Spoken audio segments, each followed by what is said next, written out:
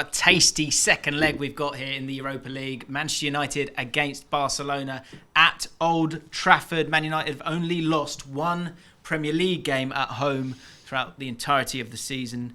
Can you remember what game that was? Quickly off the top of your heads. Let us know in the comments. No, it wasn't. It would be Arsenal. Right at the start of the season. Brighton. That's it. Yeah. Brighton, yes. Winning 8 and drawing 2. See the competitive spirit from Stewart coming out there. This is a brilliant one. This is really good. And obviously just a few days before the Carabao Cup final, we've done a preview for that as well. So could that affect Ten Hag's decision in terms of the lineup? He's been quite forthright in just generally trying to play the best players he can and win every game, create that momentum, bring Man United back by winning games. So do you think he carries on with that for this first one, Nubaid? I think one thing Ten Hag's done pretty frequently this season is he's stuck with the same 11. I think he's a firm believer in momentum, and I think he'll just be saying to the players, the final is almost like a separate game. Go and win that. It's literally a separate game. I think he'll try. He's quite cold about it though, isn't he? He doesn't go, the final. He just goes, game. He's quite... Well, I think, I wouldn't. But when you're winning lots of games, that does fatigue kind of stay away from you a little bit?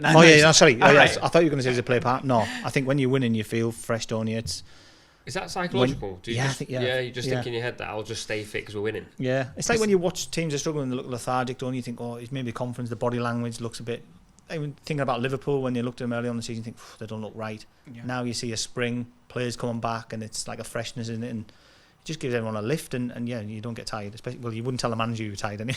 True, yeah. You'd want to play. In my own life, I'd put it towards like a good box set, and it doesn't matter how many episodes you've watched. If that's a good episode, we go again. Yeah. So just for everyone else, it wasn't an England international. And I guess the other thing is the repercussions of not winning that game, going out of the Europa League, and then you go into the League Cup final, and it can be a different kind of narrative going into that one.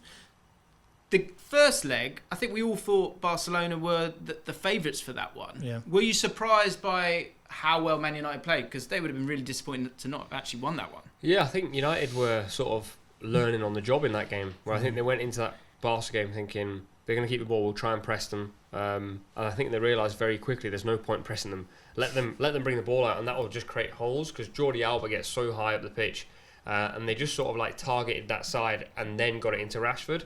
I was pleasantly surprised actually. I thought United were going to sit back, try and hit long diagonal balls into Rashford, try and play on the counter, but I actually think they just went, they don't have a holding midfielder, just have a go. Yeah. And it kind of worked, in all fairness. And I just think them tactics are good for Man United, playing on that break of that pace they've got. You see Rashford how many times getting in that inside channel, and it doesn't matter who you're up against, if you've got pace like that and power, and obviously his finishing ability. Very difficult. Saying that, I've played defence before, and there's nothing worse than people running behind you with space. You get worried. You are getting deeper and deeper. So yeah, I can see that vision in my head again of Rashford getting in down them channels when they're playing so high. They're full backs. It's a good tactic to have. And it caught them out a little bit because I think that the players' names were sort of correct in terms of what Xavi would have expected. It was more sort of the formation of that. So I think the one thing that Barcelona do have in their favour is an understanding that has occurred. It then occurred at the weekend. And so the sort of game plan, that's one element that tactically Barcelona will be able to have a bit of a game plan for either of those ways of playing, Rashford through the middle or Rashford through the left. Because I think with Bruno, what I really like about Bruno Fernandes on the right-hand side is Anthony, when he's played there, he kind of wants to cut back and cross, and often we know that's coming. Yes, with Delo, you've got someone who can do that overlap, but Haroon Wan-Bissaka played in this one. The difference when you've got Bruno Fernandes there is he might not start as wide, but he's probably going to be in the same position a little bit earlier and still play the same ball. And it then allows you to have someone like Sancho on the other side who is starting to look like a new signing, really. I mean, he essentially is, because he's not been involved at all. Have you been impressed with Sancho so far, or do you think he's just coming into a team that's full of confidence and he's been able to slot in? Have you been impressed with him individually? I think we just touched on this about winning games. I think when you're winning games, it's a lot easier to settle into a team because you can come in, you can make mistakes, but the team's winning, no one's really saying anything. I think also the way Ten Hag's managed him is I think he's understood. He needs goals. He's a winger who needs goals. He's not the sort of winger who needs to take his fullback on 12 times in a game to gain confidence. I think he's a final third player. So I think he's gone get him a couple of goals, get his head up, and then obviously that first game he came on and looked a little bit bright. And I think he's just said simplify your game. Yep. Try and get into the final third, get yourself a goal, get your head up. As your confidence comes, then we'll try and progress you from that point onwards. I think Jordi Alba's a perfect player to play against because he's so sus defensively. He'll leave his area of the pitch very frequently, and then you've got Marcos Alonso in a 1v1 who doesn't actually love a tackle either. So it sort of like falls into your hands a little bit. Who they were surprised. They obviously scored a goal, so that redeems the decision. But some people were kind of saying, why didn't Christensen play in that game? But I think the idea was, again, I think they got it wrong. They thought that Rashford would be in a different position, and so that's why they went with Alonso as a centre back there. But it'd be interesting to see if they go with him again. One player who looks like isn't going to play in this one, someone that Xavi's described as transcendental. I think that was the word. What's that? It's definitely the first time I've heard it. And yeah, let's move forward quickly. Very good. Really, useful, I think is the word. Is Pedri won't be in there. It's probably going to be Sergio Roberto, played at the weekend as well, who's steady, solid, but he's not Pedri. Yeah. And that midfield area with Casemiro, who won't be playing in the Carabao Cup final, that's always a key area when it comes to Barcelona. So to not have Pedri is huge, isn't it? Yeah, and he's we run back early on with Gamares and these type of lads. They're different, and they see different passes. Like you said with Sergio Roberto, you'll get the solidness and the sort of protection or whatever, but you just he's not going to see them final passes that them other midfielders can do. It's like Casemiro, he's coming to United, hasn't he? He's totally different from McTominay and these type of lads. No disrespect to them, they do a great job for the team, but it's Man United. They always had midfielders who can see that pass. They can do a little bit of everything. So that's a big miss for them, I think. Yeah, and Fred will kind of smell blood a little bit if he is needed or in this game, which will be interesting to see if he does get involved in this game as well. Final one then, let's go right to the top of the pitch. Two players in huge form. Lewandowski, who's got 14 goals in 17 starts, has done it year after year after year. Rashford, who all of a sudden has just gone to a new level. Do you think it's these two players that it might come down to in terms of winning it? Probably. The big games normally get decided by the players who've got like the bit between their teeth for the big games. I was disappointed with Lewandowski in the first leg. I thought he'd bring a bit more to the game. It almost like shirked out of a few moments where I thought that was probably a chance to get involved. He wasn't dropping off and linking the play either. I think they got a lot of the balance wrong. There was no midfield. Because he does get drawn, doesn't he, towards it, and then Rafinha will be the guy that goes. And I think Rafinha actually played very well, but on the other side they were struggling. They couldn't get the ball into their left-hand side. So I want to see a bit more from him in general. I want to see him get more involved in the game, because one weakness United do have a little bit is if you can drop into that pocket where Casemiro is, Lisandro, because he's so front-footed, he might occasionally follow you in there. Then you get the space in behind. If you just stand up front and you've got Rafinha who wants to get beyond the fullback, then you're not going to create chances. It'll be fascinating whether, if you're Barca, do you like maybe abandon your principles a little bit, play with Roberto in midfield, tell him to just like be a dog essentially and just run around.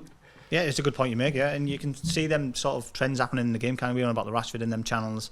Does Lewandowski, suck people out Martinez? Because like you said, he's very 100% front foot, isn't he? He's not like, well, I'll just wait. He's going. Yeah. And you can see Rafinha and then people getting in behind him. So you can see them sort of trends in the game. But yeah, Barcelona they might have to defend at times a lot. And like you said, so Roberto might actually be, the right player for this game. You know what I mean? As much as the the other players are probably better technically and more intelligent. But yeah, I think with United, I just think at home, Barcelona might need a little bit more protection. Yeah, Balde as well on that left-hand side could be crucial in terms of getting forward. It's interesting, when we talk about Lewandowski, we always talk about the goals, but actually with Pedri out, it could be all those other parts that we actually see with Poland, I think, more than we have with Bayern Munich. It's going to be a great one. I'm really struggling to call it, to be honest.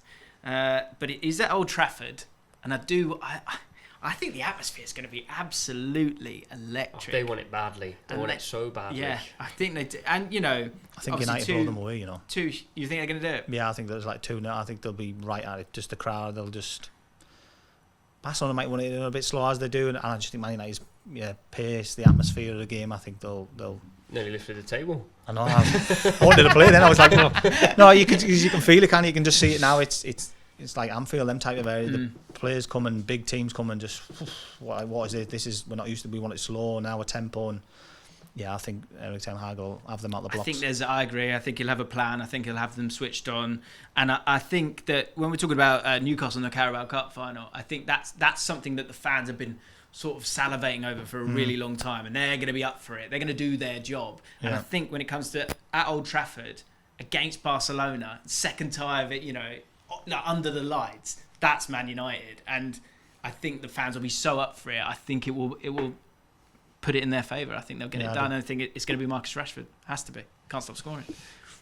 I'm going to go 3-1 United, but Barca score early, anything can happen. You got to panic the home crowd, but Barca don't play like that. They just play at their own pace. Yeah. I think Xavi's got to abandon that a little bit and go, let's try and kill them early, kill that momentum early, and then see what they can do, because we haven't really seen them chase a game yet. So make them chasers and then get our boys on the counter. Okay. Still, I think it'll be 3-1 United though. Yeah, it's amazing. We've completely changed our mind from last week. We thought it was Barcelona's, but I think when you look at the goals that they conceded in La Liga, as opposed to Europe, now they've had to play Inter Milan, Bayern Munich, teams like that. I get that, but they do seem to concede a couple of goals, and the injuries as well. It feels like it's tipping in Man United's favour. Guys, what do you think? Barca fans, Man United fans, let us know in the comments down below. What is your score prediction for this one? Thanks so much for watching ESPN on YouTube, and for more sports highlights and analysis, be sure to download the ESPN app, and for premium content and live streaming, subscribe to ESPN Plus.